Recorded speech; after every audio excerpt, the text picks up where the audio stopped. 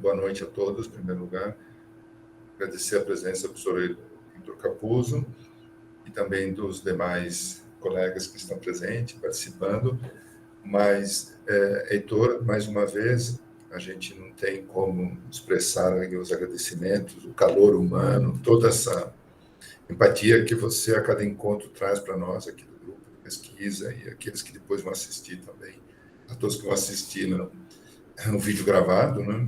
Agradecer muito essa tua presença. Hoje a gente vai ter, então, uma obra-prima, né, 8h30 do Fellini, um filme que marcou gerações, né? Um filme que eu diria assim, é instrutivo, é didático para quem gosta de pensar e fazer o cinema. É uma aula de direção propriamente dita, é uma aula de cinema.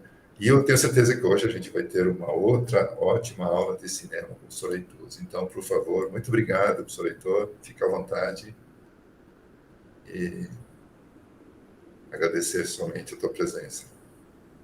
Bom, mais uma vez, muito obrigado, João Massarouro, professor. Eu acho que para mim é sempre um prazer imenso, toda a equipe do Gênesis Fiscal, aí, um programa de vocês tão sério, tão focado no cinema mesmo, isso é uma coisa que é um espaço ideal para discussão de algumas obras fundamentais do cinema, né? Bom, Fellini dispensa apresentação, né?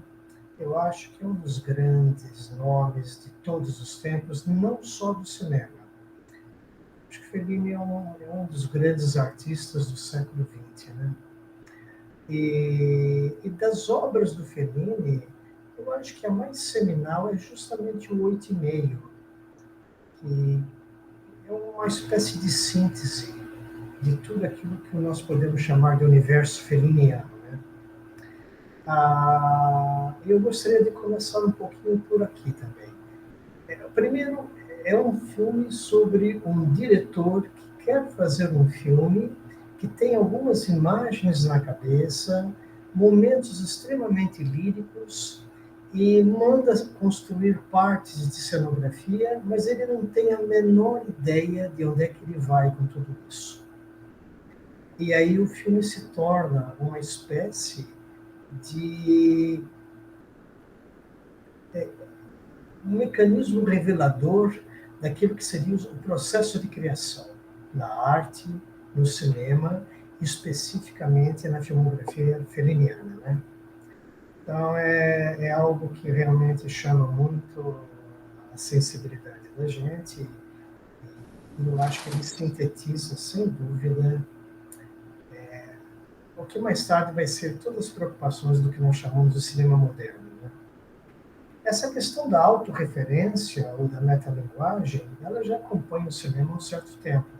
Mas eu acho que nunca um filme conseguiu se aprofundar nos mecanismos da linguagem cinematográfica para revelar o processo de criação cinematográfico e, ao mesmo tempo, numa perspectiva tão humanista e tão tocante e lírica como o 8h30. Já começa pelo próprio título, né? Porque Fellini 8h30, né? E a explicação é esdrúxula, né? Porque é o 8º filme do Fellini, mais meio que ele tinha feito antes. Então, realmente é o 8º filme na filmografia dele. O meio seria um episódio de Boccaccio 70, que é um filme de antologia com vários diretores, mas ele tinha feito 7 filmes antes. E ele vem de uma tradição inicial bastante forte, que é o neorrealismo italiano. Ele foi assistente de Roberto Rossellini em Roma, Cidade Aberta, em Paisà. Ele roteirizou alguns filmes do Rossellini, inclusive, foi co-roteirizado.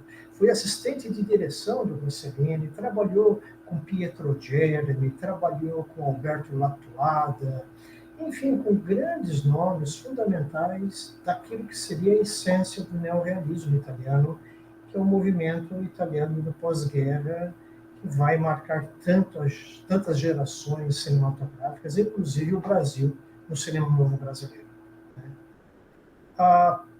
Só que o Fellini vai aos poucos se distanciando daquela análise mais, digamos assim, pragmática da realidade que o neorrealismo propunha, né?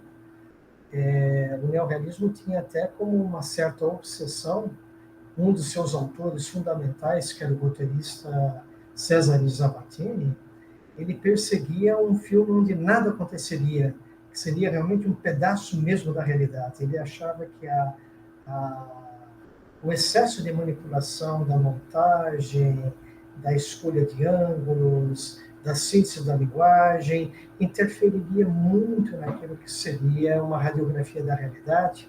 Ele pregava um cinema não inclusivo, né? Quase que uma câmera live, né? Então, mas o Fellini vai se afastar demais dessa ideia e vai aos poucos fazendo do cinema uma espécie de grande divã, não só da sua própria história de vida, mas da forma com que ele enxerga o cinema, a forma com que ele enxerga a Itália e as modificações que a Itália passa a partir do final da Segunda Guerra Mundial e o aburguesamento, digamos assim, dos grandes mestres do neorrealismo italiano. E o Fellini vai ser justamente esse elemento, digamos assim, rebelde dentro dessa estética, né? Ah, o que nós temos aqui de concreto no filme? É um cineasta completamente perturbado, digamos assim, num ponto de fissura, seja psicológica, seja no estágio de vida, onde ele não consegue mais, digamos assim, atender a demanda que o próprio cinema tem com relação a ele. E isso nesse aspecto extremamente autobiográfico, porque o Oito e Meio é um filme que o Fellini faz após La Dolce Vita, que foi uma grande ícone internacional, foi assim uma verdadeira ruptura do cinema italiano com tudo que estava sendo feito até então. Então a expectativa de um próximo filme do Fellini era absolutamente é, esperada, né? Algo que deveria, digamos assim, impactar mais ainda, e isso fez com que o Fellini realmente entrasse numa grande crise de criação e decidisse fazer do seu filme o objeto dessa crise de criação. É um filme que vai sendo feito e gerado no meio de um verdadeiro caos criativo. E aí ele vai começar a mostrar toda a fragilidade que se dá entre o processo de criação, o impasse, ou aquilo que na literatura nós chamamos quando o escritor está bloqueado, né? Então o Fellini vai passar exatamente por esses elementos e vai fazer disso o filme. E eu acho que faz talvez o seu filme mais contundente, mais inesperado e mais criativo, talvez, de toda a sua filmografia, né? Que, aliás, é uma filmografia exemplar. E, e aí ele vai montar o filme com layers, né? Com vários layers de interpretação. Um deles é a situação do cineasta. Outro layer é como se faz um filme dentro da indústria. O terceiro layer é o que está fora do filme propriamente dito, mas faz parte do universo do cinema. São as relações do produtor com as estrelas, ou a ideia dos jornalistas e da crítica, ou a expectativa do próprio público, e aí todo o fazer cinematográfico, os testes de, de atores, e tudo isso começa a criar uma espécie de angústia para o personagem principal, que é o cineasta diretor, o nome dele no filme é Guido. O Guido vai passar por uma série de impasses que foram muito particulares para o próprio Fellini. Eu acho que é um dos filmes talvez até mais autobiográficos. Então ele vai aguardar a mulher que vai chegar, ao mesmo tempo as amantes dele estão lá, que fazem parte do elenco, e ele está num constante turbilhão, o que vai, inclusive, se confundir com a própria vida do Fellini. Existe uma passagem biográfica que, enquanto ele estava fazendo o 8,5, o Fellini realmente tem um envolvimento com uma das atrizes, e isso é descoberto pela imprensa e vira um grande escândalo dentro da mídia sensacionalista italiana, dos paparazzi, e a Giulietta Massina, que era a mulher do Fellini, ela vai ser exposta de uma forma muito cruel por essa mesma mídia, a ponto de balançar profundamente o casamento deles, isso enquanto o filme está sendo gerado. E isso está dentro do filme. Então nós temos aí uma coisa muito misturada, onde, digamos assim, elementos da realidade, a reanálise de elementos dessa mesma realidade, a destilar isso para uma estética artística e fazer disso a essência do espetáculo, misturando o artista, a sua obra, o fazer cinematográfico propriamente dito e o resultado do próprio sistema cinema. Ou seja, como muito bem colocou o professor João Massarão agora, é uma verdadeira aula do que é o cinema em si, né? Independente do cinema daquela época, das formas com que era ou não, digamos assim, elaborado o cinema naquele período. Ele é, na verdade, um grande, grande tratado sobre o processo de criação na arte, especificamente nesse caso, então, o 8,5. Bom, tudo isso são elementos, digamos assim, índices para que se faça um roteiro. E o 8,5 não tem um roteiro. Então ele mergulha no caos. E é justamente ao descer neste poço, digamos assim, tão escuro e longo e indefinido, é que o filme vai se estruturar, né? E acaba virando realmente muito, muito tocante. E aí, claro, é um filme de Fellini, não é um filme de um cineasta que está começando. Então tem todo um universo que o Fellini, nos 7 filmes anteriores, já havia elaborado e desenvolvido, que vai ter a impressão digital dessa característica marcante do que nós chamamos de estilo felliniano, né? Uma das coisas fundamentais do Fellini é o grande diálogo entre uma dicotomia que há do grotesco e do sublime. Para Fellini, é como se não houvesse o sublime sem o grotesco. São faces distintas de uma mesma moeda. Ou melhor ainda, só se atinge o sublime chafurdando-se no grotesco. E aqui vale um exemplo que é importante, né? Quando a gente fala grotesco, às vezes, é um adjetivo que tem muitas capilaridades aí, né? Uma das coisas que pode vir à tona é a ideia de que o grotesco é o tosco. Não é nesse sentido que eu estou me referindo ao grotesco.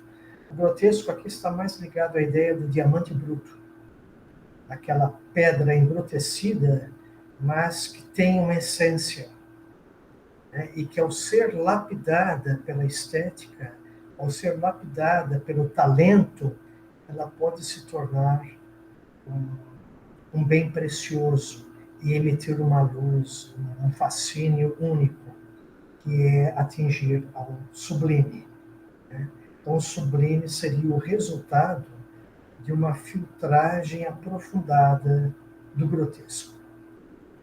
E o sublime seria justamente o resultado desse diálogo, ou se preferir, deste conflito, né?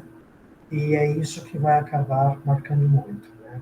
Então, por exemplo, vamos ver um clipe, o clipe número 1, onde o personagem Guido tem uma ideia de que talvez uma das sequências se passaria numas termas, onde uma série de pessoas idosas vão para se tratar e são atendidas por uma água oferecida por enfermeiras jovens. E aí o nosso personagem principal, que é o cineasta Guido, ao entrar ali, parece que ele está tentando encontrar naquela fauna quais seriam alguns resquícios de personagens que ele poderia se interessar e de lá lapidar a ponto de encontrar a poética numa dessas enfermeiras que vai atingir, digamos assim, um nível próximo ao que nós chamaremos de sublime, né? Então vamos ao primeiro exemplo, bem significativo para ilustrar o que eu acabei de falar, né?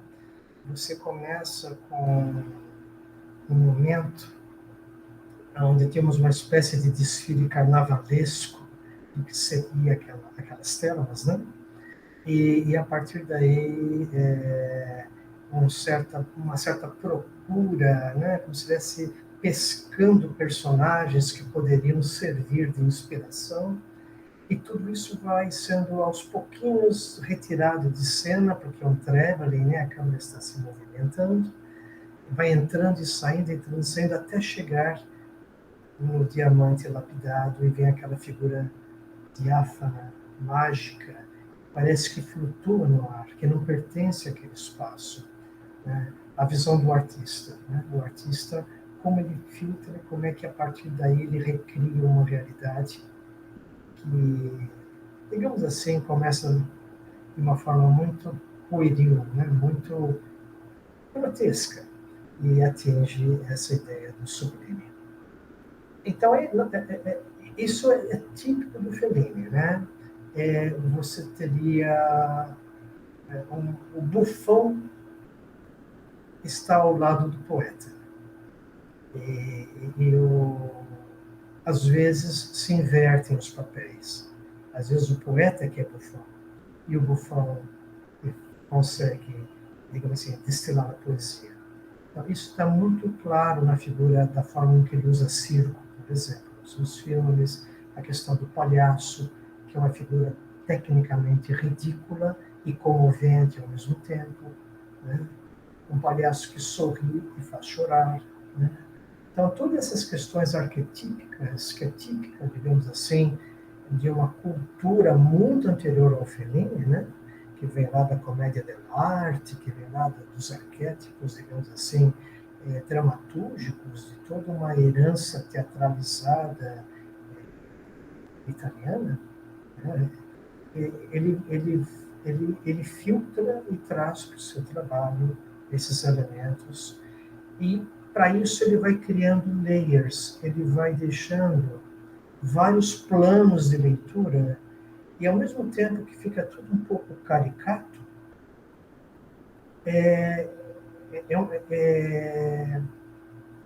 eu diria que ele atinge uma tridimensionalidade nisso, né? Ele transcende o caricato e o ridículo e mostrando uma fragilidade ao qual nós nos identificamos, né? Seria uma espécie de consciência de que não existe nada mais ridículo do que o medo do ridículo. Então, aí ele assume o ridículo como estética, e é desse ridículo grotesco que surge a flor no loto, digamos assim.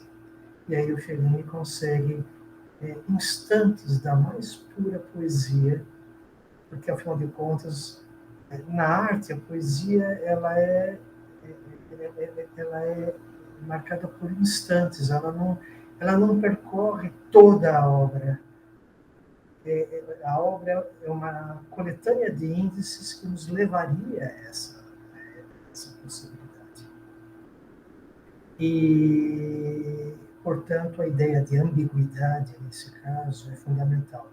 Mais do que explicar, mais do que ser funcionalista, a obra do Fellini está preocupado em cultivar, digamos assim, nem o grotesco e nem o sublime, mas esse espaço que existe entre os dois.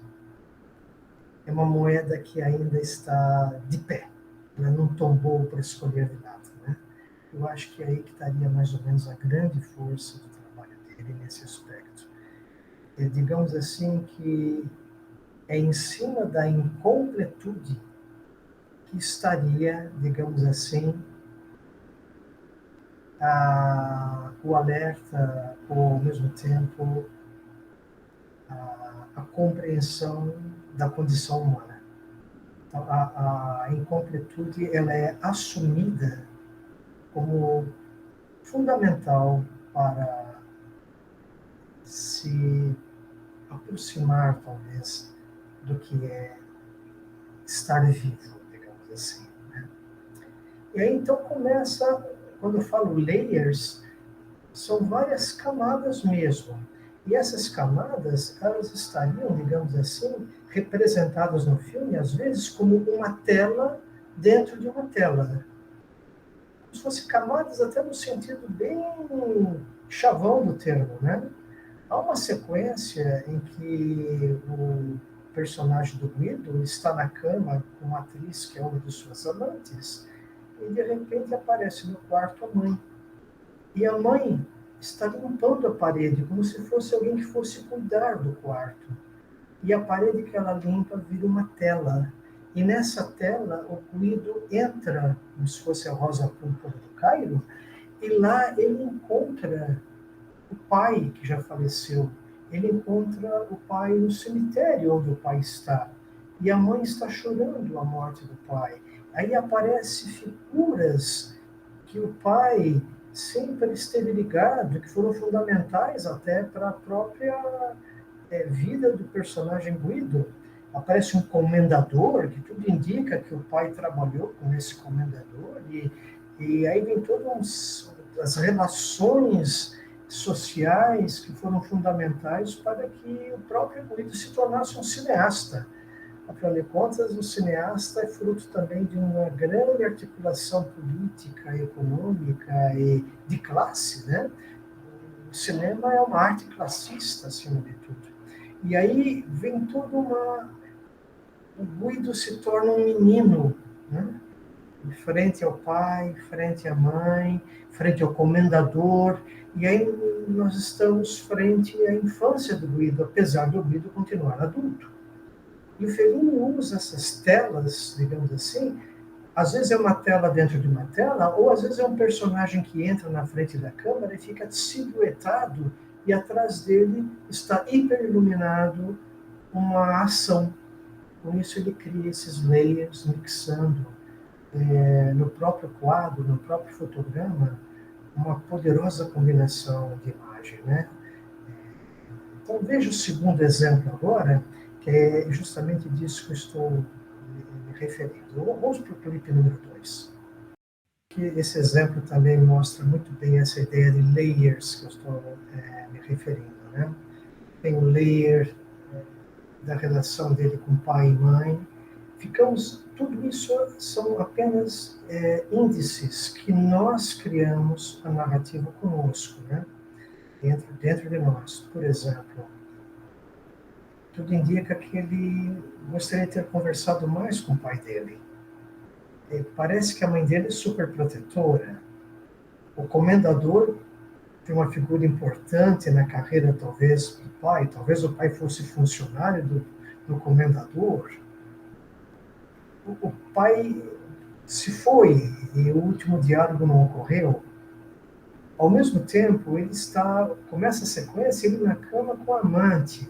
Aí aparece a mãe limpando uma parede, e aí a mãe lhe dá um beijo no final da sequência, e aí a mãe se transforma na esposa do Guido. Então o filme começa com ele na cama na amante e termina com ele sendo beijado pela mulher. Quer dizer, é como se ele fosse sendo desnudado, digamos assim, ele fosse se perdendo nessas incompletudes, né?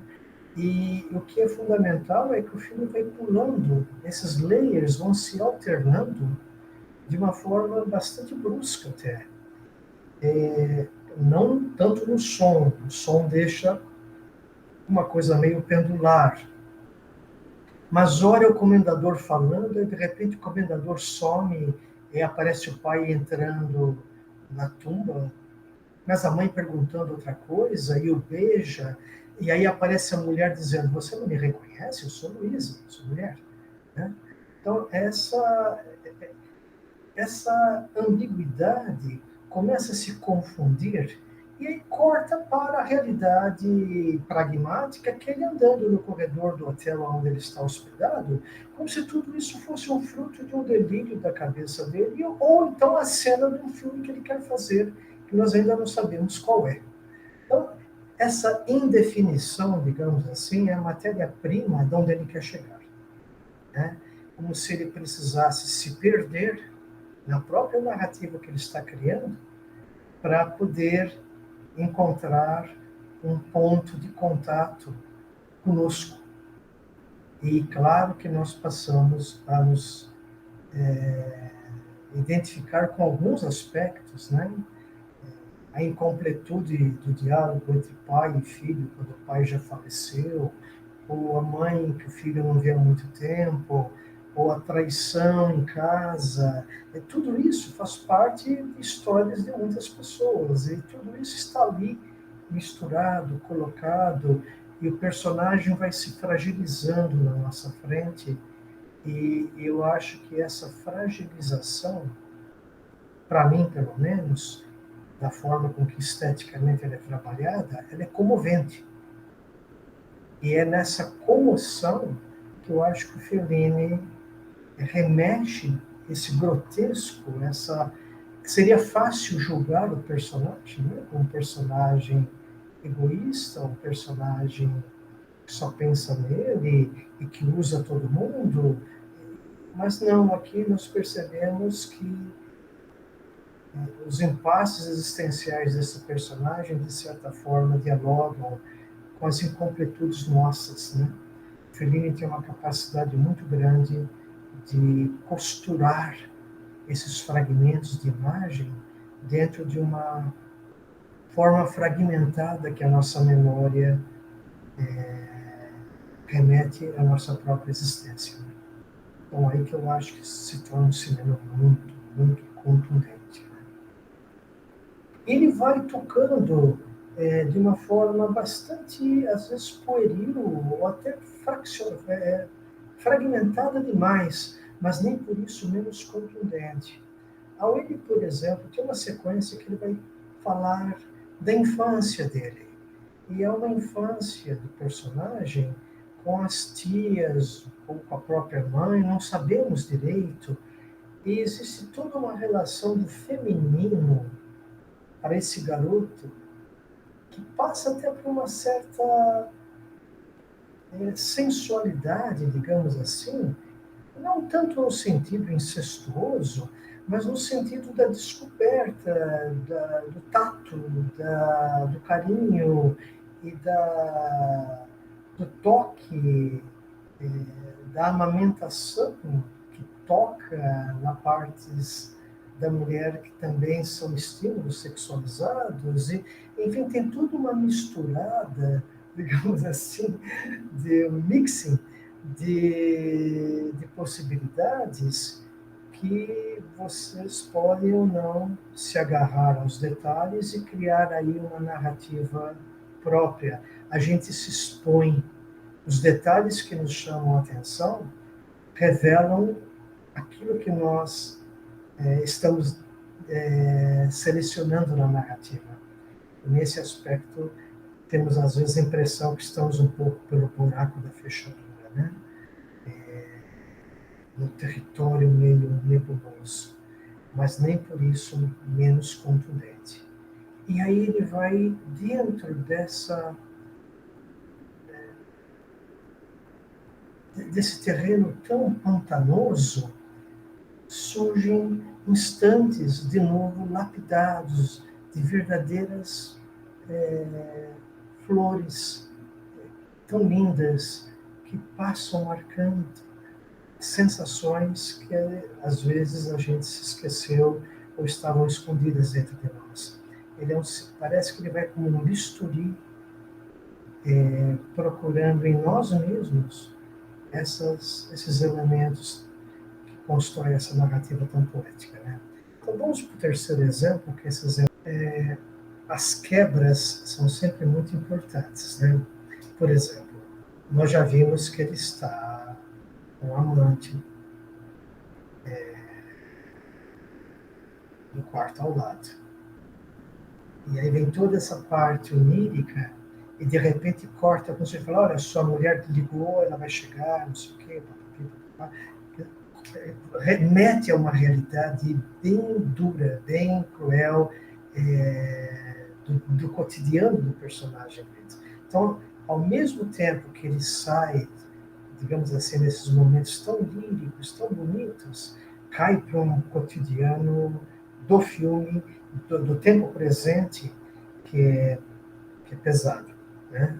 Então, isso que eu estou chamando de layers, né? São simultaneidade de tempos, né?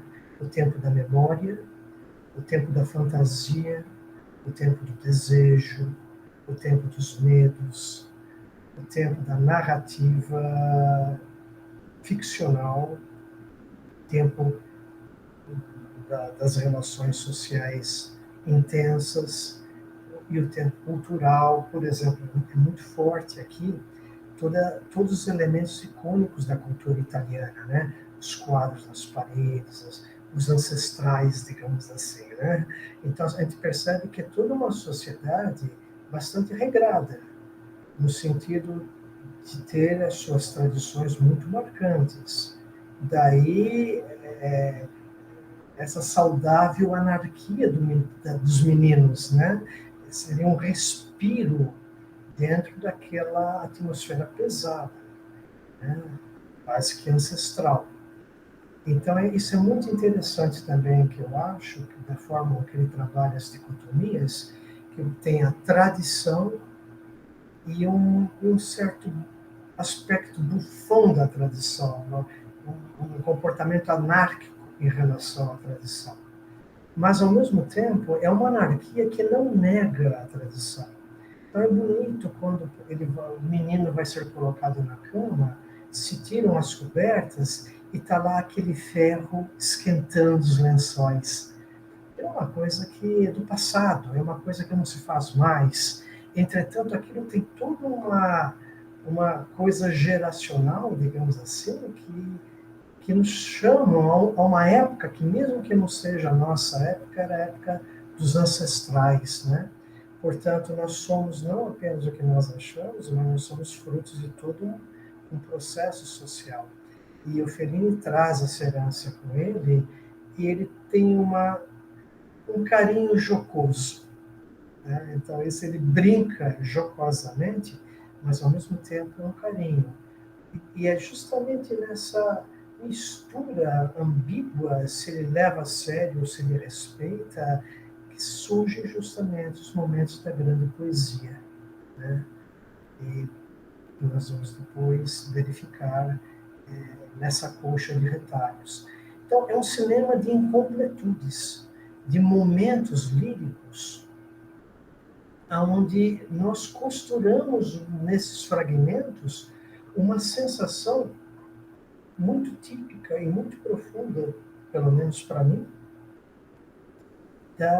daquilo que nós chamamos da nossa identidade, o que é que nós somos realmente, o porquê disso tudo, e seria a vida curta demais para ser levada tão a sério, né? E ao mesmo tempo um certo cuidado para não perdermos a nossa face nos espelhos. E o Guido está justamente perdendo a face dele nesses labirintos da memória, nesses labirintos do tempo presente, nesses labirintos de tudo que ele está tentando fazer, mas ele não tem muita certeza, né? Entretanto, ele está dentro já de um processo criativo extremamente cruel. Eu gostaria de fazer aqui um parâmetro da criação artística cinematográfica com algumas outras expressões artísticas. Vejam bem, se um compositor, músico, começa a fazer uma canção e ela não dá certo, ele não grava a canção. se um pintor está pintando um quadro e ele não atinge aquilo que ele gostaria, ele deixa o quadro de lado ou até pinta por cima. Um cineasta, quando está fazendo um filme, e no meio do filme ele descobre que não era bem o filme que ele queria fazer, ele não tem essa opção. Ele tem que ir até o fim. Porque é tanto dinheiro envolvido, é tanta gente envolvida, é toda uma indústria por trás. Ele é uma peça da engrenagem. Ele não é um autor sozinho. E esse filme vai ser lançado com ou sem a aprovação do próprio diretor. E isso é muito cruel. Né? Então, o impasse do Guido é um impasse que o Fellini sofreu até do ponto de vista prático. Quando ele estava filmando Casa Nova, os negativos foram roubados. Foi um momento que houve um ato terrorista dentro de um laboratório cinematográfico, roubou-se os negativos do Salò do Pasolini, do Casa Nova do Fellini, eu acho até que do Novecento do Bertolucci, se eu não estou enganado, foi também um dos filmes do Bertolucci. E não se acharam esses negativos. Os produtores resolveram não bancar o resgate e pediram para que os diretores usassem trechos de sequências que tinham sido reprovadas.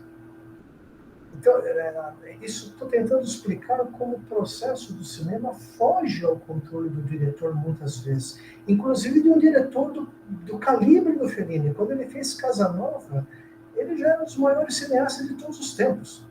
E mesmo assim, o Casa Nova foi um filme que ele brigou demais em todos os sentidos.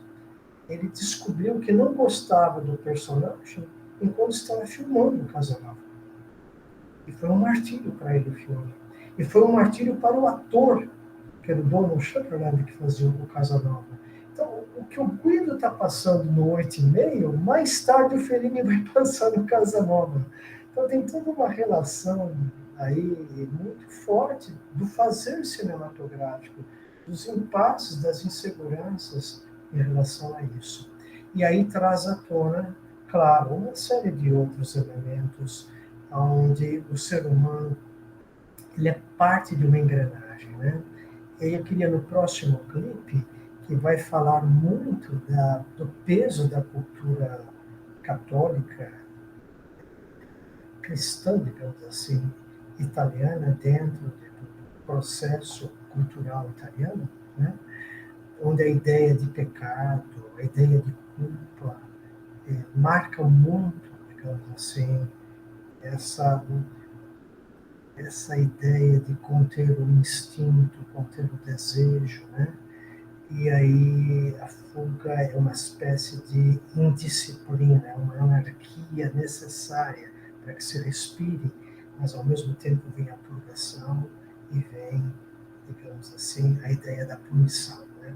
Vamos ver uma sequência onde o personagem do Guido, quando é criança, ele acompanha os amiguinhos e vão até a praia onde mora num bunker que sobreviveu da Segunda Guerra Mundial, mora uma prostituta que só a personagem dela daria um filme. Mas enfim, ela mora ali e os meninos vão como se fosse um zoológico. Só que aquilo é um pecado. E eles estão numa escola católica. Então toda essa trama, o Guido é pego em flagrante fazendo isso. E aí ele é levado para um castigo.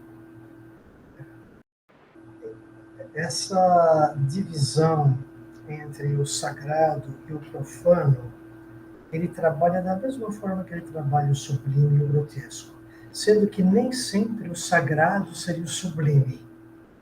E isso é muito interessante no Fellini. Quer dizer, ele atingiu, neste caso especificamente, na personagem da prostituta, digamos assim, o momento mais lírico da sequência, né? Tudo que nós temos antes, que são inclusive enquadramentos muito bonitos do ponto de vista plástico, de claro e escuro, de composição de imagens, mas é de uma são digamos assim, enquadramentos castradores, né? Que é o que está acontecendo com o tipo de educação que o Guido está recebendo. mas isso não vai impedir uma espécie de anarquia interna dele, e ele vai voltar à cena do crime, entre aspas, né? Ele vai voltar para encontrá-la, só que agora ele volta sozinho. Antes ele estava com todos os meninos, e agora ele volta sozinho. Tem o mar e tem a música, e aí vem todo um lirismo, vem toda uma outra flor no lodo que surge mais uma vez, né? Então, o Fellini vai sempre um pouco nessa fragilidade do politicamente incorreto, digamos assim, da necessidade, digamos, de burlar, às vezes, até de infringir as leis, ou pelo menos o excesso das leis, né? E como se o berço ou a herança daquilo que nós chamamos de civilização pode ser também, de certa forma, o germe de um pensamento fascista autoritário, né? Não há espaço, digamos assim, para o respiro. E aí é justamente no jovem, é justamente no novo, naquilo que poderia renascer das cinzas, digamos assim, que estaria essa possibilidade. Então, de certa forma, o que está acontecendo com o personagem do Guido é esse retorno à infância, é quase que um retorno a uma pureza perdida, né? Onde o encanto em relação às mulheres não tinha uma relação de poder, né? Porque agora ele é um diretor famoso e as atrizes estão ali e ele as usa, ele tem uma relação de poder com elas. Enquanto criança, não, né? Então, é bonito, é uma espécie de eterno retorno, digamos assim, daquilo que se perdeu, daquilo que se esvaneceu, né? O amor perdido, né? O amor pela vida perdido, né? E aí é claro que a infância está repleta de narrativas. Só que ele, agora adulto, só não sabe o que fazer com elas. Então ele tem flechas fascinantes. Ele só não sabe como ele vai editar tudo isso. E é um pouco o Fellini. E o Fellini vai justamente fazer uma coletânea desses flashes, né? E dessa coletânea, digamos assim, nós é que vamos criar uma narrativa extremamente única para nós, né? Incompletudes fundamentais para que continuem no estágio de incompletudes. E é aí que, digamos assim, como diria o título de uma tese de um grande professor nosso, é o retrato não terminado, né? O professor Leone tinha um trabalho com esse título. E aí é essa incompletude que é, digamos assim, a transcendência desse conjunto de narrativas, né? Não existiria, digamos assim, em sociedades muito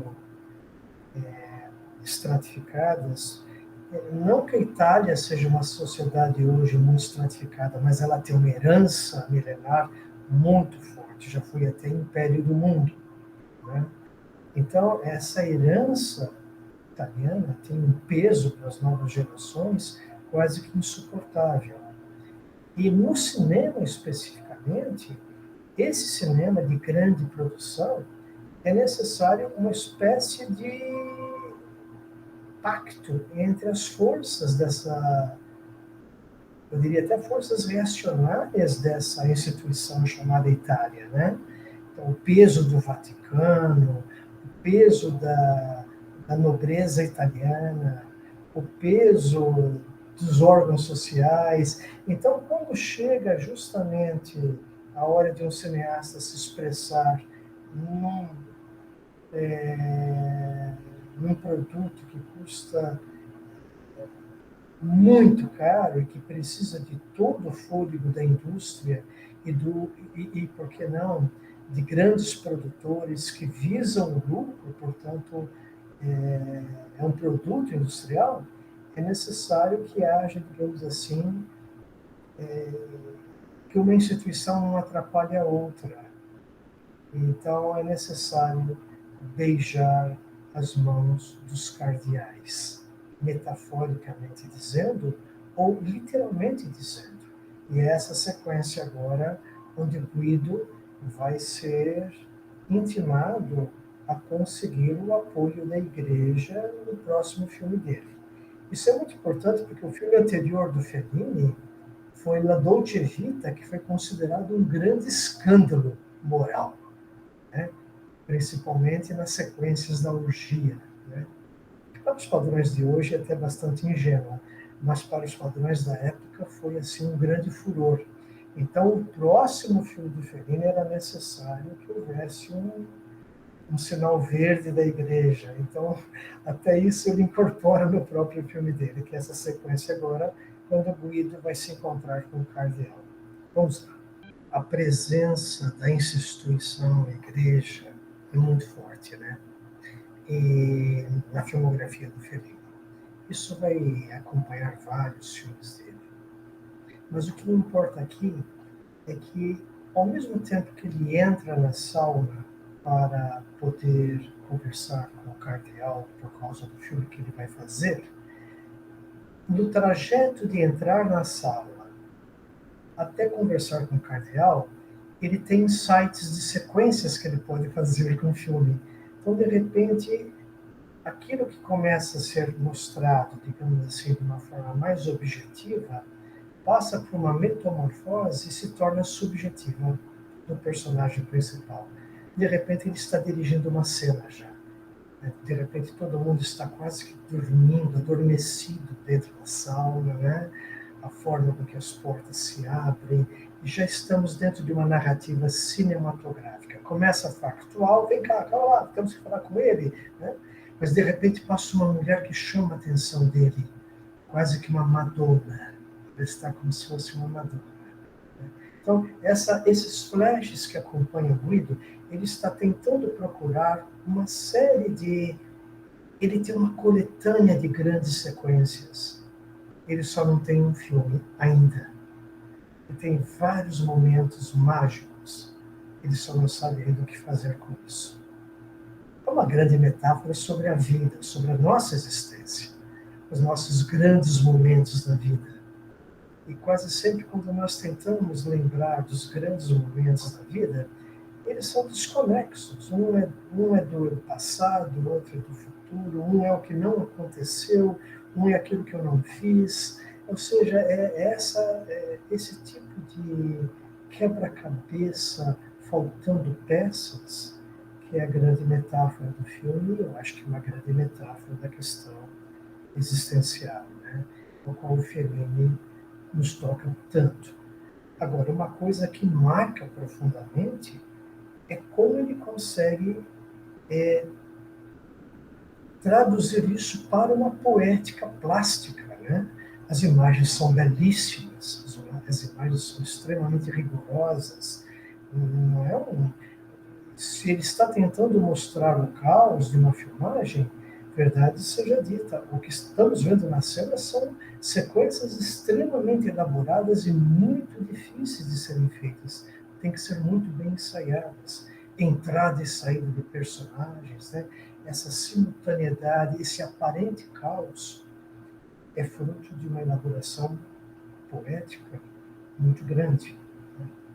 Então, é a dicotomia de não saber o que fazer, mas para eu contar que eu não sei o que fazer, eu tenho uma encenação extremamente rigorosa de quem sabe muito bem o que faz. Então, isso é muito forte, que é a transcendência do caos e a chegada do sublime, digamos assim, né? E tem um momento que eu acho que é bem reflexivo do filme, vai ser a última sequência que eu gostaria de mostrar, aonde a grande musa para o filme, que é a Cláudia, né, que é a moça justamente das termas, né, que é a atriz Cláudia Cardinale, aquela musa, ele vai se encontrar com ela mais pro final do filme, que é a atriz que ele tanto deseja para o filme dele, e de lá ele tem uma espécie de confissão para ela em relação ao que é o filme dele, né? E lá nós vemos que ele está realmente numa verdadeira arapuca, né? Ele não consegue fugir de algo que ele realmente não sabe onde é que ele vai chegar. Vamos para a sequência. Não cabe nem a ele decidir se ele vai ou não vai fazer o filme, se o filme existe ou não, né?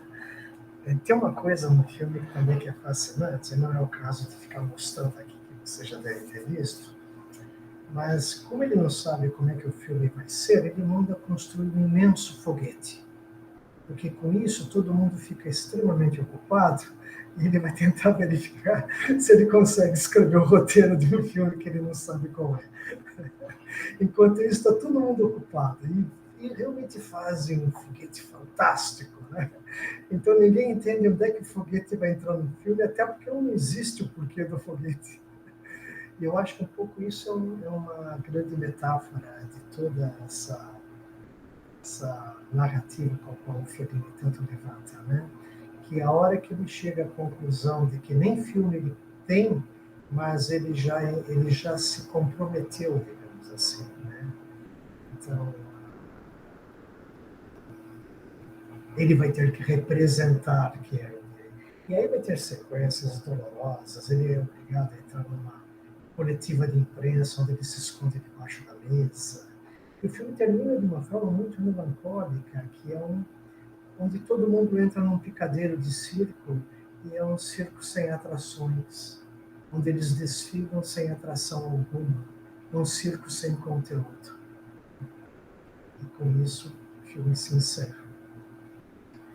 E eu acho que isso é um pouco essa visão amarga, mas ao mesmo tempo extremamente lúcida e muito visceral que o Fellini tem sobre não só o processo de criação, mas sobre a forma com que a cultura se dá, principalmente uma cultura mais elitista, como a do cinema se dá dentro dos meios de produção, e, e a Itália se industrializando e se modernizando de uma forma a agarrar uma sociedade de consumo, e tudo isso misturado a um certo frisson da mídia, né? E, enfim, um pouco daquilo que nós estamos vendo hoje na era digital, né? Então, nesse aspecto, acho que o filme é muito premonitório nesse sentido, né? De mostrar que o espetáculo é o conteúdo em si, independente de ter ou não uma proposta, né? Só que Fellini, ao fazer isso, ele vai além. Ele não está falando de um filme sem assunto, ele está falando de uma crise existencial de um criador que não vê mais sentido no próprio instrumento ao qual ele está trabalhando, né? A crise não está só no ruído, a crise está em todo o cinema, em todo aquele sistema ao qual, naquele momento, o cinema está mergulhado, né? E isso caiu naquele momento especificamente como um grande, um grande impacto isso causou, não só nessa cultura de festivais, de irmãs, de grandes estrelas nas piscinas, e a imprensa fazendo essa grande festa. Esse filme vem justamente criticando isso, né? E isso é muito típico do Fellini, que eu acho que é lindo, é o que mais me toca. Uma vez um professor meu, o Timoshenko, que adorava Fellini, ele proferiu uma frase que, para mim, eu acho que é a frase mais fascinante que eu ouvi sobre Fellini até hoje. Ele fala que nos filmes do Fellini, as noites são mais longas do que os dias. Isso me toca profundamente. É um pouco o que o Bergman chama da hora do lobo, né? Aquele limiar aquele horário onde você se perde no que você é, no que você deseja, no que você acredita que poderia ser, ou naquilo que você não vai ser. É um momento onde todos nós temos medo, como as crianças que se cobrem com lençol, né? E é o momento das nossas grandes fragilidades. E o cinema do Fellini é um pouco isso. Vale dizer que essa mitologia toda que acompanha essa galeria de personagens, de temas, esse popurrí todo que envolve a filmografia feliniana, e usei um termo aqui chamado feliniana, né? Isso prova que ele é um dos raros cineastas, não é o único, mas é um dos raros cineastas cujo nome virou um adjetivo. Queremos uma sequência feliniana, né? Como se falamos assim, é uma sequência Hitchcockiana, né? Então, ou Chapliniana. Esses são cineastas tão poderosos na sua dramaturgia, na sua visão de mundo e na herança que eles legaram ao cinema, que eles acabaram virando adjetivos, mas não aquele adjetivo que perde a substância por não ser um substantivo. Eu acho que não. Nesse caso especificamente, eu acho que é o adjetivo, no caso do Fellini, que qualifica a poesia. Eu acho que para mim essa é a grande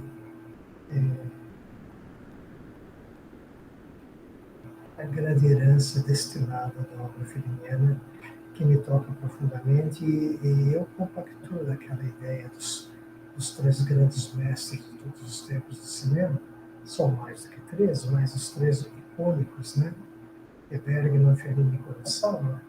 Então eu acho que, sem dúvida, o Fellini tem um local extremamente especial na história do cinema, e poucos cineastas influenciaram tanto sobre o quanto ele. E o 8,5 é talvez o seu filme mais emblemático. Ok, agradeço a vocês. Que bom. Querido que ser revisto, né? Nossa, linda, né? Eu acho comovente. Comovente. O Fellini me comove. Tem sequências em Fellini que essa metamorfose do grotesco para o sublime se dá, às vezes, de uma forma tão inusitada. Em Amarcord tem um vovô maluco que gosta de soltar pum o tempo todo, os famosos tracks. Ele é uma figura assim, jocosa, né? A gente não leva muito a sério, mas dá muita risada, porque é aquele velhinho que pode fazer o que quiser na vida. Mas vai ser esse vovô que vai se perder na porta de casa, no nevoeiro, onde ele se assusta. E aí um guarda passa e ele pergunta: e onde é que é o Natal? E o guarda para e aponta o portão da própria casa. Ele se perde no portão da própria casa. Então aquilo vira uma coisa tão tocante, né?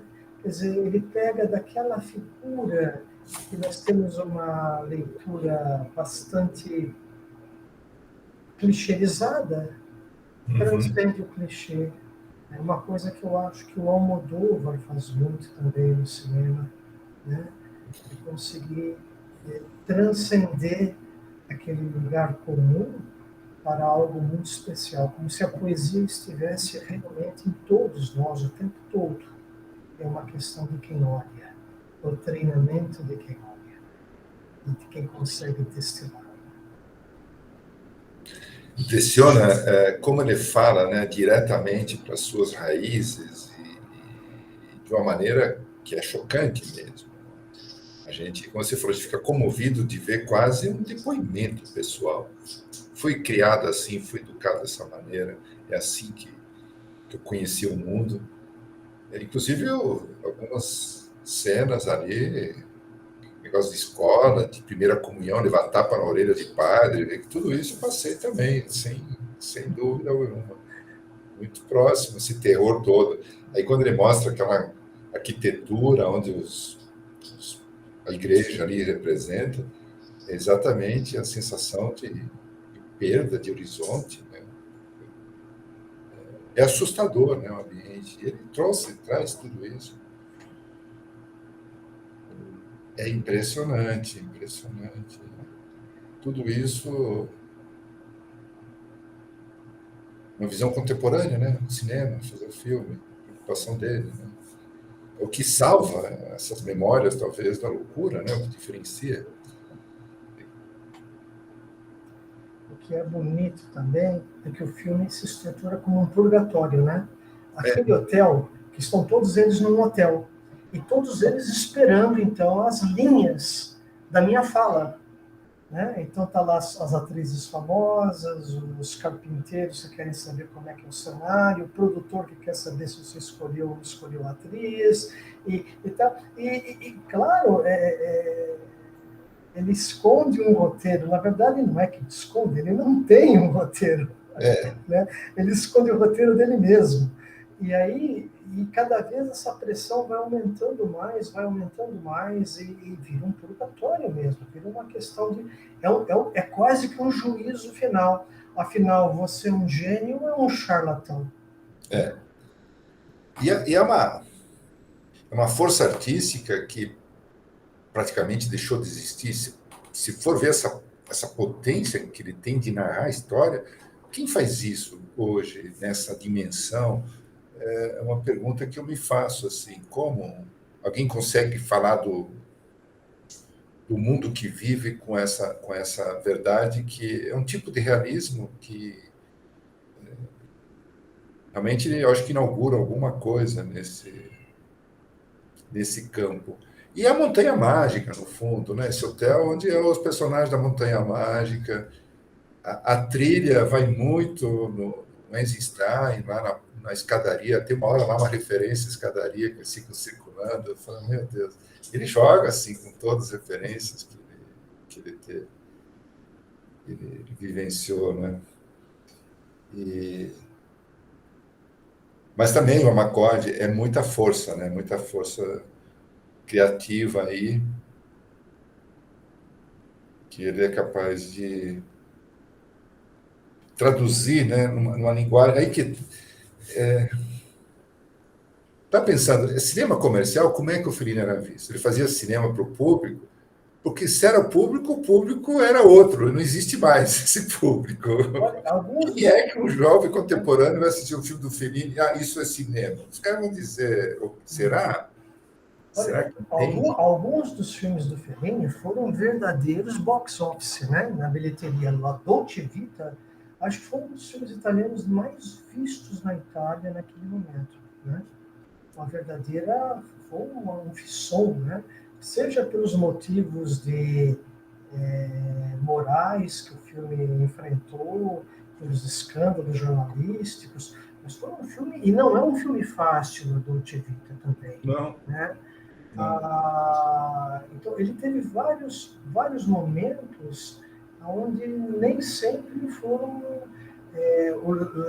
Noites de Cabiria foi um grande sucesso de bilheteria. La Estrada, ele conquistou todo o público americano na Estrada. Ele se Que tornou. também não é um filme de Também escada, não é um filme fácil, né? não é? Isso é muito bonito no trabalho dele, essa força, porque eu acho que ele transcende com esses personagens aparentemente caricatos, eles viram passaportes para coisas muito mais profundas, né? Talvez Exato, até arquetípicas que nós carregamos dentro de nós, né? exato. E É eu acho que ele tem, a meu ver, um dos filmes que mais me toca em Fellini, e é um filme irregular em alguns momentos. Para um italiano imaginar uma sociedade sem o viés cristão não é uma coisa fácil, principalmente um italiano que passou por essa educação que nós vemos. Então, o satírico é uma Itália sem qualquer elemento cristão. Não tem culpa em Satírico, não tem pecado em Satírico, não tem todos esses elementos que tanto marcam a nossa cultura ocidental. Então, é um E exercício de liberdade e de profanação muito grande. aquele desfile de moda religiosa é uma das imagens que me perseguem desde que assisti esse filme. Eu não consigo processar essa imagem. Como é que alguém pôde fazer aquilo? Você diz do Roma, esse é do Roma. Esse do Exato. Roma, exatamente. Então, mas veja bem, lá é uma crítica à cultura cristã. Não existe cultura cristã. Então, por exemplo, não existe pecado em Satírico. Eu te mato, eu corto a tua mão, eu te estupro, você vai comer fezes, você vai, sabe? E tudo fica dentro de uma amoralidade que nós percebemos que tudo aquilo que nós chamamos de civilização hoje é muito calcada nessa civilização cristã, né? Não só católica, mas nessa civilização que tem a ideia da religiosidade como um elemento condutor. E é o que não existe em satírico é a religiosidade. Né? Então, mas tem uma coisa no Fellini que a gente fala. Como é que a gente foi parar nesse mundo de hoje, a última eleição? Ou você é de esquerda ou você é de direita. Essa simplificação absurda, como é que chegamos a um ponto de uma sociedade que se divide dessa maneira? Aí você vê um Fellini que, mesmo quando ele faz essas críticas, parece que tem uma pluralidade de sentidos, que cada um até vê o que quer no filme. E aí você está numa sociedade brasileira 2022, no qual alguém fica dizendo: ah, você é esquerda, você é direita. Como assim? Eu acho que eu acho que teria uma, mas por favor, eu estou falando aqui agora uma coisa impressionista. Eu acho que tem uma grande diferença entre o grotesco e o tosco.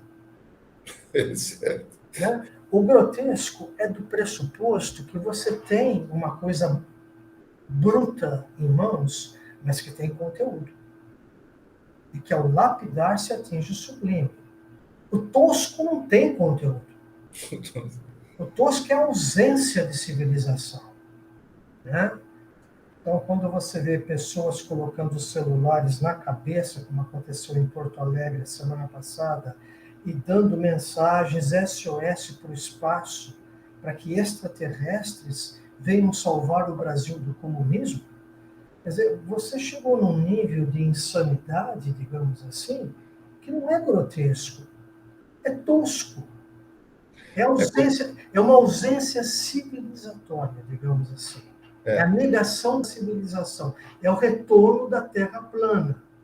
Né? Quer dizer, eu nego tudo, mas não é um negar anárquico para me libertar das amarras do excesso da civilização. Né? Porque uma civilização excessivamente regrada, ela pode se tornar autoritária, e isso Fellini é contra. Mas ele não quer bombardear a igreja. Ele quer retirar da igreja, ele quer lapidar a igreja para que fique a luz. Ele vê o grotesco e busca algo nela, na igreja. Exatamente. E o que nós estamos vendo hoje, e não é só no Brasil, é um grotesco absoluto. Né? Então, é uma falta total de civilização mesmo. Essa é a verdade. A palavra correta é essa. Ao invés do grotesco supremo, nós temos hoje o tosco e o escroto. Exatamente. A expressão da palavra. Exatamente. Você não dá nem para navegar, não tem o que lapidar. Não tem. Não tem o que lapidar. Então, a partir daí, você tem aquilo que eu chamaria de uma degeneração. É quando o sistema está sendo degenerado. Então, talvez isso tudo vá realmente... Talvez das cinzas surja uma fênix, talvez, não sei. E quando vai ser isso? Mas eu vejo, na verdade, nós estamos no século XXI, nós passamos no século XX desrespeitando tudo.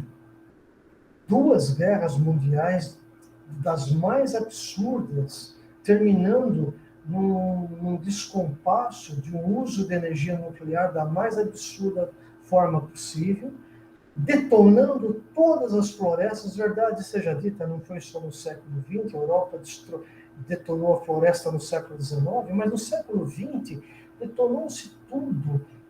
Criamos uma sociedade de consumo excessiva, né?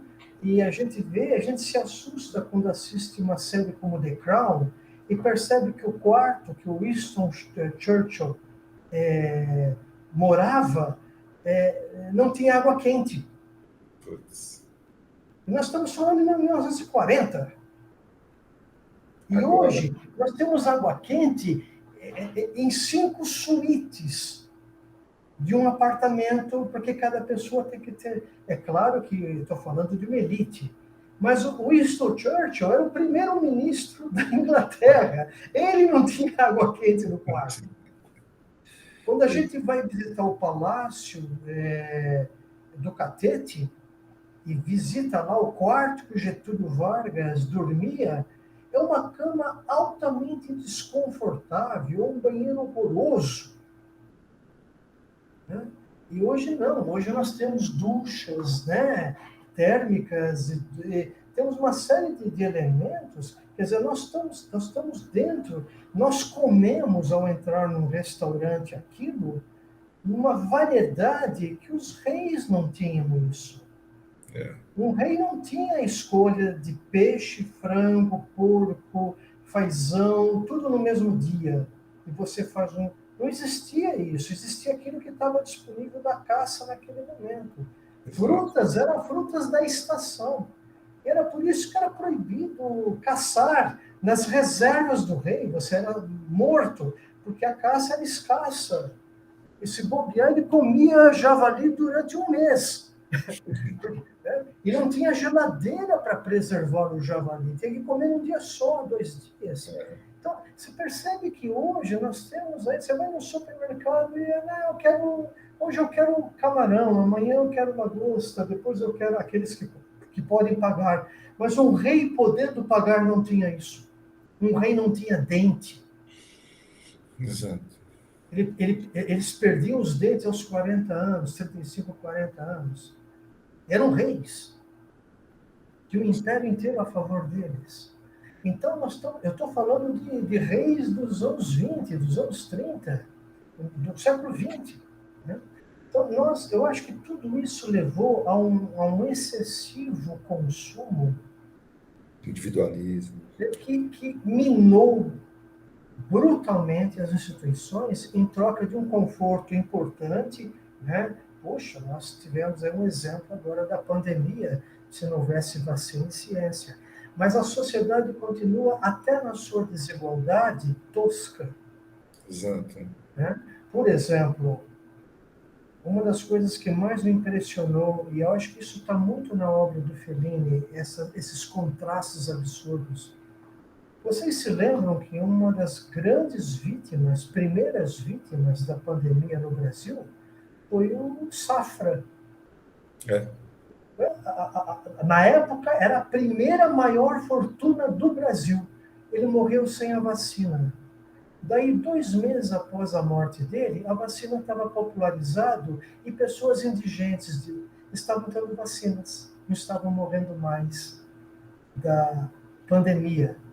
Então, nós estamos pegando o extremo rico e o extremo pobre, sendo que um foi salvo pela vacina e o outro não. Então, essa concentração excessiva de poder, de consumo, levou a uma degeneração do sistema. Né? E, ao meu ver, essa degeneração é toda. Ela é moral, ela é artística, ela é estética, ela é tosca.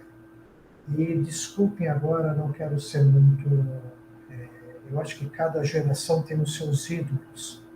Mas o mundo inteiro idolatra uma cantora cujo último sucesso, que é o mais visto no YouTube, tem 2 frases, a música inteira, né? Onde é fuck me o tempo todo.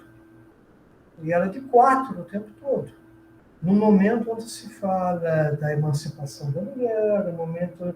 Então, quer dizer, é uma mercadoria que está ali, um pedaço de carne que está ali, que eu dou para quem eu quero, mas ainda eu dou. É. Quer dizer, sabe, não, é uma inversão, né? Quer dizer, não quero usar esse exemplo porque está longe de ser o pior, mas esse exemplo tem uma repercussão internacional imensa. Aliás, essa mesma cantora, ela conseguiu, no momento chave da política brasileira, apoiar um presidente à custa de grandes críticas. Ela apoiou o presidente que venceu a eleição. E olha, pelo resultado dos votos da eleição, o apoio dela foi fundamental para que um monte de jovem fosse tirar o título de eleitor. Olha que dicotomia que a gente vive, né? Não, e agora temos um ator que passou pela pornografia que vai também trabalhar na cultura do outro governo. Já esteve no outro. É difícil, é difícil. É difícil, porque no passado quem trabalhava na cultura era o Mário de Andrade, né? Era o Darcy Ribeiro, né? Era o Celso Furtado, sabe? E, puxa vida, então você percebe, é claro que cada geração vai ter as suas pessoas. Eu acho que hoje no cinema tem gente maravilhosa fazendo cinema e jovem. Então, eu não sou daqueles de achar que morreu com Staviani, morreu com Fellini, morreu com Bergman. Até porque na época do Fellini, os que adoravam o Chaplin e o Orson Welles, eu acho que tinha um problema com o Fellini. Né? Então, eu acho que cada geração tem, sim, os seus grandes. Não, é que você falou agora, eu lembrei de perguntar isso. Olhando o Fellini, a sensação que muita coisa do cinema contemporâneo boa, interessante, eu estou pensando no Jarmusch, mas muitos outros, que se associam a uma corrente do cinema, mas olhando o Fellini, a descontinuidade narrativa, não que eu não sei como um espectador comum, mas que virou um padrão depois, né? Tem toda uma conexão com o cinema contemporâneo que se coloca em outros lugares, né? Por exemplo, o Godard é muito visto como um grande mestre da descontinuidade, mas vendo o filme do Fellini, ali a descontinuidade é mais brutal, não é uma... Não é formal, não é só formal. Não é só formal, não é estou fazendo porque eu sei cinema. É isso que a gente está falando, a descontinuidade do Fellini vem na continuidade da sua criatividade, vem num fluxo da coisa. Só fazer um comentário, é que ele é como o Heitor falou, ele empilha, né, as camadas, né, de Sim, certa forma, e ele consegue, e aí que tá, eu considero ele meio que como o João gosta de falar, tipo um designer da imagem, porque ele vai com a câmera, ele vai conduzindo o espectador para ele não ficar perdido. Tem tudo transitando, mas ok. A câmera tá aqui, ela abre e fecha. Não, e o primeiro personagem, o primeiro plano, a segunda, a terceira, cada um conta uma história. E aí tem todo o movimento dos personagens, né? Tipo, a figuração e tudo mais, para ajudar. Então, a câmera se movimenta, a figuração se movimenta, os atores se movimentam, e ele não perde, né? Ele vai enquadrando, ele vai meio que fazendo uma montagem, né? Que é o que eu gosto muito dele. Exato, e contemporâneo, que isso o que seria no cinema contemporâneo? Ele vai sobrepondo camadas, né? E aí, para falar a verdade, tem um filme anterior, da mesma época do Fellini, que eu acho que é vital para entender essa sobreposição de layers, que é o Hiroshima Mon Amour, Sim. né? Que é de 59. Eu acho que Hiroshima Mon Amour, para mim, é um grande marco nesse aspecto. Porque, primeiro, ele se assume como ficção e como documentário. Ele se assume como um filme em processo, porque ela é uma atriz que está fazendo um documentário. Ele se assume na história, é uma história que ocorreu, né? E ele fala da impossibilidade do cinema abarcar a própria história, sendo que o filme é também documental. Ele vai misturando tudo isso, o drama pessoal dos personagens com o cataclisma que apareceu, né?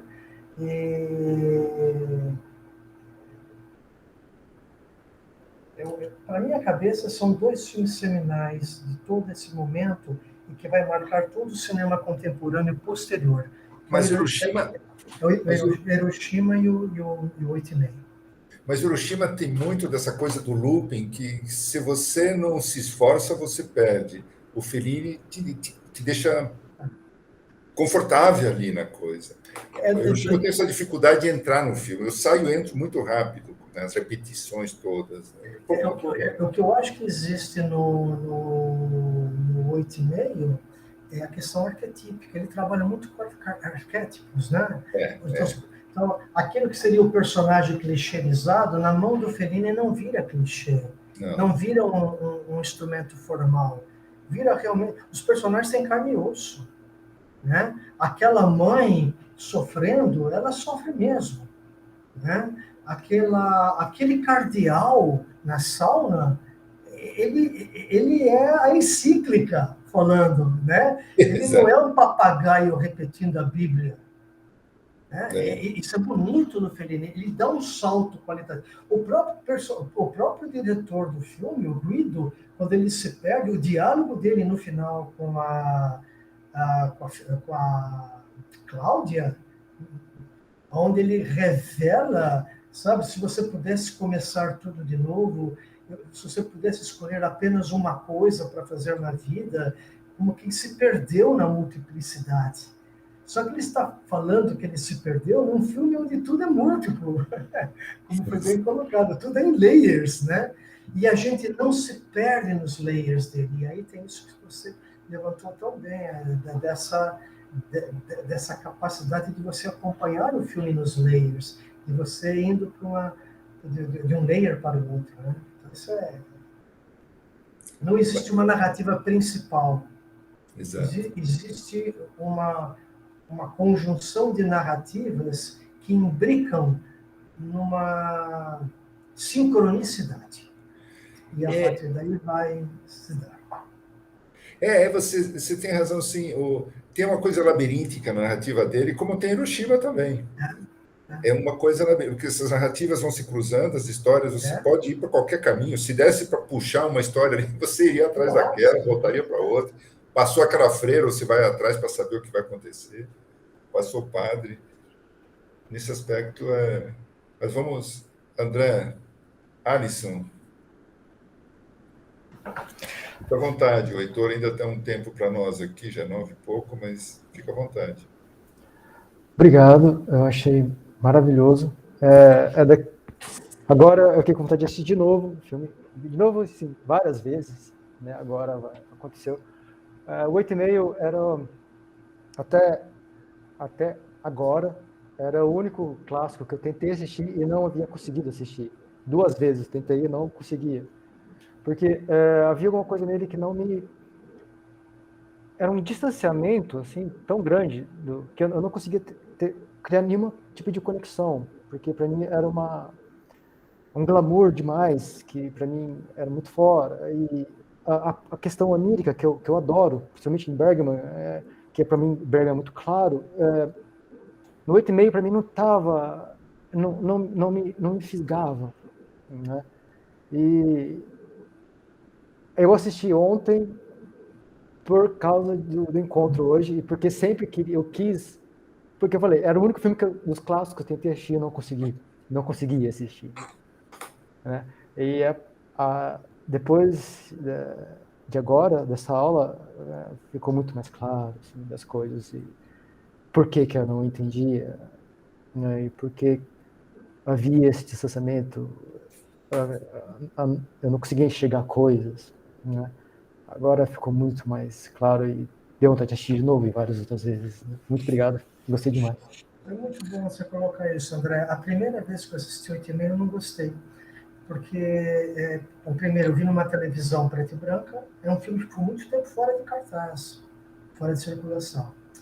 E ele foi, imagina, na televisão, com intervalo comercial, ficou extremamente confuso, a cópia era leitosa demais, estava dublado. Né? Imagina, tá tudo errado. É um filme dos anos 60, né? Tem uma dica importante que eu acho para o 8,5, que você pode fazer como exercício, e não é difícil. Se você, não sei se vocês têm uma biblioteca aí, porque foram lançados todos os filmes do Fellini nessa fase e foram lançados em DVD no Brasil, né? Assista na ordem os filmes do Fellini. Comece lá com Mulheres e Luzes, depois vai para o Shake Branco, acho que chama O Abismo de um Sonho, né, aqui no Brasil. Depois vai para o I Vitelloni, que é o terceiro filme dele, Os Boas-Vidas, né?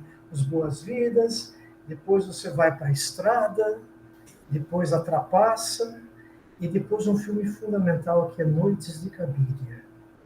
E depois a La Dolce Vita, e aí você chega à Noite e Meia. Eu acho que essa, você vai ver inclusive como é estranho um sujeito que começou com Mulheres e Luzes, chegar no 8,5 num prazo de 10 anos.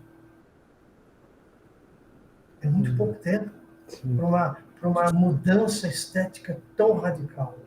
É claro que é uma mudança estética não só dele, mas de todo um período histórico também. Mas, independente disso, é impressionante o salto, o que aconteceu com ele. Né? Quem é o primeiro cineasta e o que aconteceu. Então, faça esse exercício.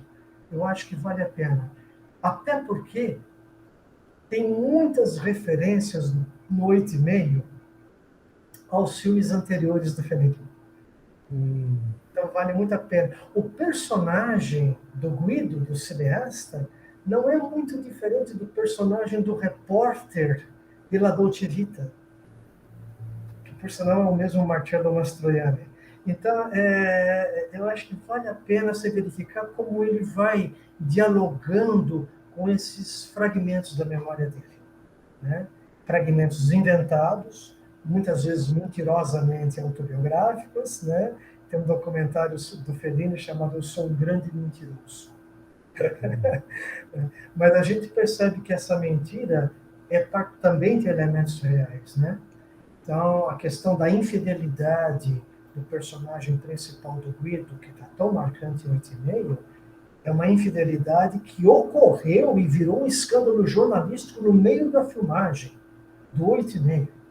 E ele tinha que continuar fazendo filme, com o casamento sendo esfacelado, e a imprensa fazendo cada vez mais críticas, e a igreja descendo o cacete nele, porque não era, sabe, ele deveria ser um exemplo, e ele foi promíscuo. Foi um negócio, foi um massacre absoluto. Que é impressionante como ele não só conseguiu resistir, como ele conseguiu fazer com que o seu próximo filme fosse uma grande homenagem para a mulher dele, que é o Julieta dos Espíritos. Que é a história de uma mulher que o marido trai. E que ela resolve, ela encontrar o caminho dela, independente do marido. E a Julieta Massina era uma das grandes damas do cinema italiano. Né? Aí você começa a perceber como tudo isso virou realmente um grande liquidificador de emoções. Né? E é muito bonito. Então, se você puder fazer isso, faça, porque você tem uma grande dose de humanismo nisso tudo. Sim, sim.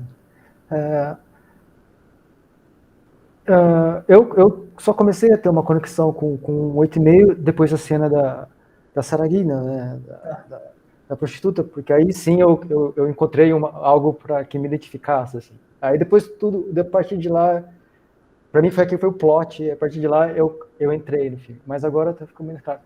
A única dúvida que me ficou é, por exemplo, a mulher da sauna que apareceu, que ele ficou observando, eu não sei se é a mesma mulher, agora eu me lembro, a mulher do telefone, que também é do hotel, que estava conversando no telefone, ele estava passando, tinha uma mulher que ficou de costas no telefone, e depois apareceu, ela voltou naquele momento que está todas as mulheres na casa, que ele tem um harém, né?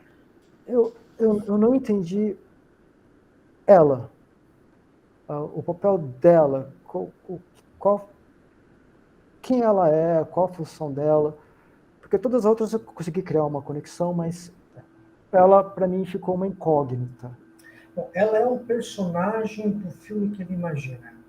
Ele está procurando rostos, e não é que ele vai convidar este rosto para participar do meu filme, mas esse rosto pode construir um personagem. O processo de criação para algumas pessoas é muito estranho. O do Fellini, por exemplo, ele fala que às vezes ele acorda com uma imagem na cabeça, ele não sabe para que essa imagem, o que fazer com ela, mas ele anota e desenha. Ele sempre desenhou muito bem, ele foi um caricaturista, né? Ele trabalhou em história em quadrinho, inclusive. Então ele desenha a imagem e fica lá na galeria, ele tem uma galeria de personagens que ele nunca usou. Às vezes ele usa numa história em quadrinho, às vezes ele usa no cinema e às vezes ele não usa. Mas é a coletânea desses personagens que gera, às vezes, um outro personagem, que é uma amálgama desses desenhos que ele faz. Então, o personagem do Guido, ele tem visões, ele está andando, ele percebe um gesto. Ah, esse gesto eu vou colocar no filme. Ah, essa moça que serve a água, aí vem a Cláudia, né?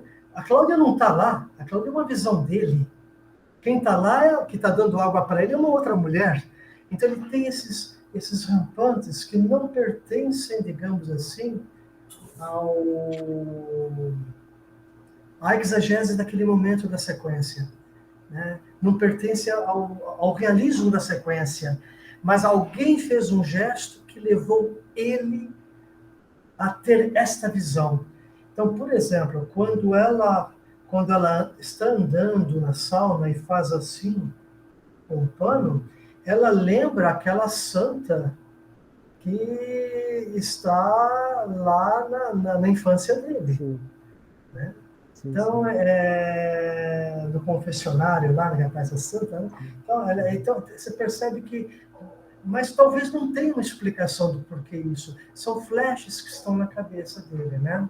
É como se alguém... Sabe aquela coisa que a pessoa está num acidente de carro, o carro começa a capotar e começa a vir na cabeça da pessoa uma série de imagens desconexas, né?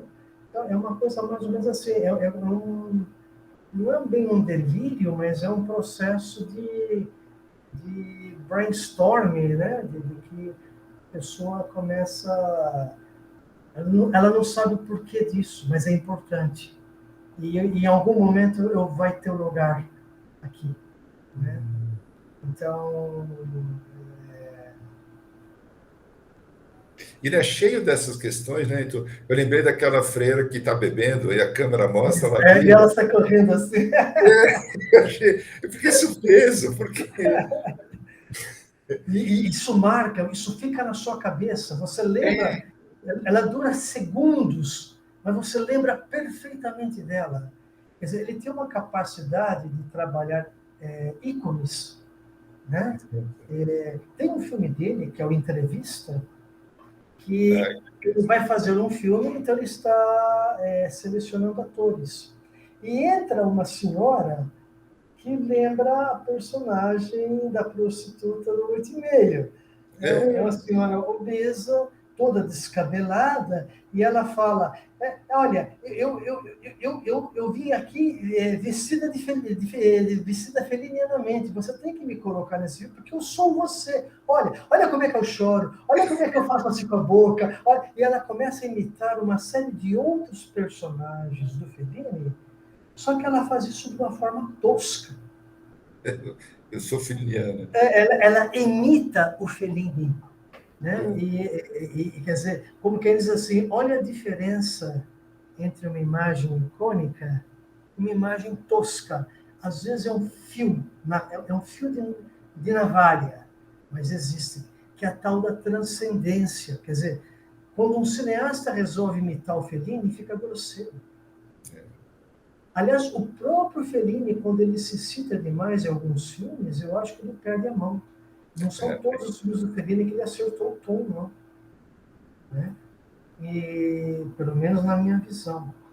E agora, sem dúvida, ele chega a momentos extremamente sublimes que você não tem exatamente uma explicação. Por exemplo, essa imagem dessa aparição dessa atriz que aparece, ela aparece dentro do hotel, ela aparece naquela mesa com todas as mulheres, porque ela é um personagem à procura de um autor. É a mesma que tem um close, que ela olha para a câmera, quase num close, dá um sorriso, meio que querendo convencer, essa mesma, acho que é a mesma Isso, personagem. exatamente. Exatamente. Ela está lá no hotel depois. Né? É. Então, e você não tem muita explicação, porque tem muito disso, né? Ele é extremamente assediado o filme inteiro, e ele tem 30 segundos para cada um. Ele parece aquele cardeal, olha, 5 minutos, 5 minutos, né? Quer dizer, o que você pode falar para um cardeal em 5 minutos, né? O que você pode conseguir de um diretor em 5 minutos? Então, é muito forte isso. Né? Então, eu não tenho uma resposta funcional para você, porque o Fellini não é funcionalista. Então, mas o que eu posso dizer é que é uma personagem que está lá e olha, a, assistindo ao filme Mulheres e Luzes. Não, desculpe, não é no Mulheres e Luzes. É no Abismo de um Sonho. Assistindo o Shake Branco, né? Assistindo ao segundo filme dele, que é uma menina fascinada por um ator de fotonovelas, que é o Alberto Sordi, e ela acaba largando tudo, é a lua de mel dela, ela larga tudo porque ela quer acompanhar os bastidores de uma fotonovela. E tem um momento que eles estão perdidos, o marido dela está perdido, porque ela some, e ele é a noite feliniana longa, e ele encontra duas prostitutas, uma delas chamada Cabiria, e é Julieta Massina que faz o papel. E ela nem tem um papel de destaque, mas ela é uma figura que marca a gente. Pois não é que vários anos depois o Fellini faz um filme chamado Noites de Cabiria com uma prostituta com a Julieta Massina? Quer dizer, estava lá o gênio do personagem, estava lá atrás. Né? E virou um filme fantástico que o Fellini vai fazer depois. Então, eu acho que tem muito dessa coisa do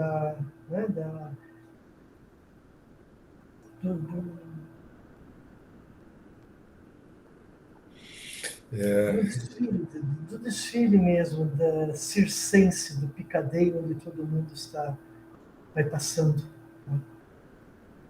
Os cineastas contemporâneos, eu estava pensando no Hal Hartley, mas ele já parou de fazer filme, eu acho. Não sei.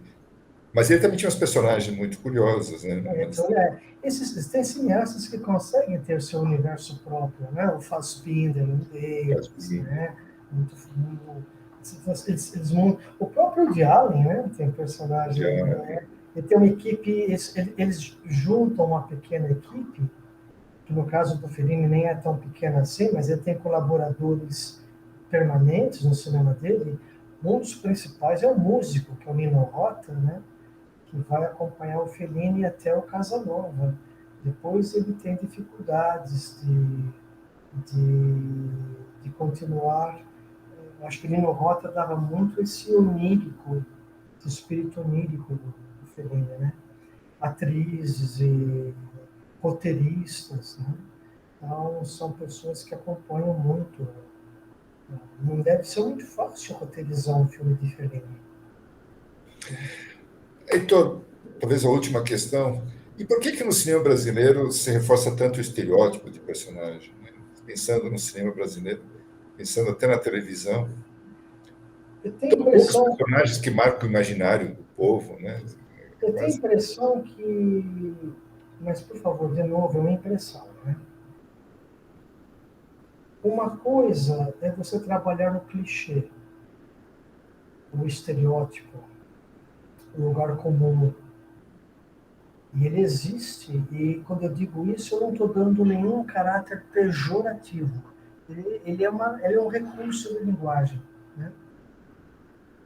Na mão de grandes cineastas, eles pegam essa figura de linguagem, que são recorrências, né? E conseguem transcender para algo mais metafísico. E eu acho que tem cineastas que não conseguem transcender. Então fica na leitura do estereótipo mesmo. E aí é um grotesco não lapidado. Em alguns momentos cai no tosco. A pornochanchada brasileira é lotada de estereótipos toscos. Né? E é o cara metido a comedor que depois fica broxa, ou então é a mulher que dá para todo mundo e depois ela é punida no final. Quer dizer, são clichêsões narrativos, mas que no final, se você não transcender esse clichê, você ficou só no lugar comum. Por que o uso do clichê no cinema, principalmente? Porque você ganha tempo. Né? Então, você não precisa... O cinema é um exercício de síntese de tempo. Então, você trabalha aquilo que Você trabalha o inventário imagético do espectador. O espectador já tem aquela figura na cabeça, então o Tarantino faz muito disso, ele usa muito o clichê. Em alguns momentos ele consegue transcender o clichê, em alguns momentos não. Ele até faz tem um momento que eu gosto muito do Tarantino, no Pulp Fiction. O menininho está lá e entra um militar e vai dar um relógio para o menino, né? E ele faz todo um discurso fantástico, institucional, né? Nós assistimos tanto esses tipos de filme, que às vezes vão lá, entrega a bandeira para a viúva ou para a mãe do soldado que morreu, não? E ele entrega um relógio que saiu do fiofó do seu dedo. Aquilo é de um profano que você, toda vez que vai assistir os outros filmes que vão ter esse tipo de sequência, você não aguenta. Você não sabe, é um negócio tão descabido. Né? Mas é interessante, porque aí você transcende o clichê e mostra o ridículo dos clichês anteriores. Né? Tem um outro momento do Pulp Fiction também, que eu acho tão interessante, é o John Travolta e o Samuel Jackson, que eles precisam matar lá uns caras.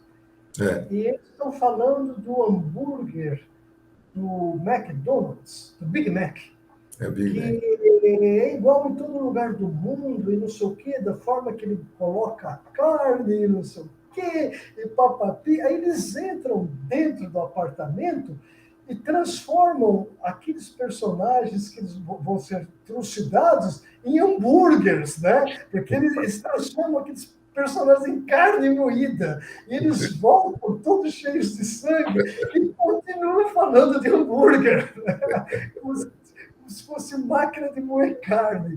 E aquilo tem uma violência. Então, não é só uma brincadeira da violência, né? Ele atinge um outro... Aí eu acho que são pequenas transcendências que eu acho muito fortes, né? Então, nesse sentido que eu acredito que tenha uma força maior. Eu volto a dizer, a transcendência não precisa ser o sagrado ou aquilo que seria, digamos assim, o inusitado, especial. Ela pode ser uma coisa do cotidiano. Você transcende o clichê, ridicularizando o clichê, digamos assim. É uma espécie de transcendência, de quebra da regra, né? Mas não são todos que conseguem fazer isso. E aí eu acho que está o talento. Aí é uma questão de dramaturgia, né?